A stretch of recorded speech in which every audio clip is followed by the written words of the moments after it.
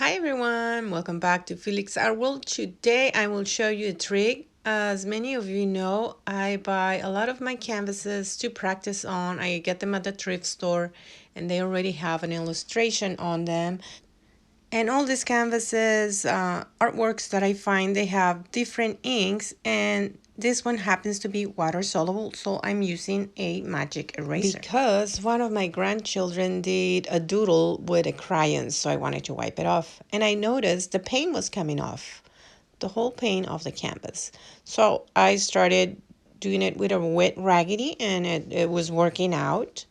But a lot of elbow grease is necessary. So I didn't like that. I'm like, there has to be an easier way to do this.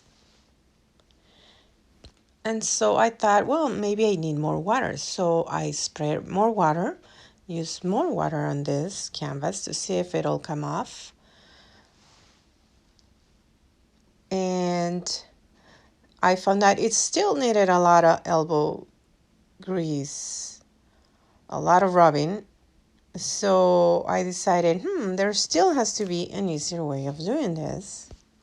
And so by accident, at one point, I splashed more water on this and walked away from the studio for about 5-8 minutes. And when I came back to keep on rubbing, I noticed that where the drops of water, the fat drops of water had fallen, you can see the streams, the ink totally came off. So I thought, oh, so you have to like totally get it wet, like soaking wet. So that's what I did and started rubbing. The edges of the canvas, they still need the magic eraser, but the rest of it can be wiped off with just a raggedy.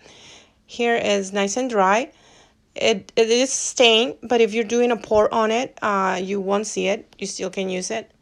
And now I'm just going to cover it with paint. It does feel like a canvas, and I'm going to prime it and prepare it, let it sit and cure for a few days, maybe a week, so I can work on it.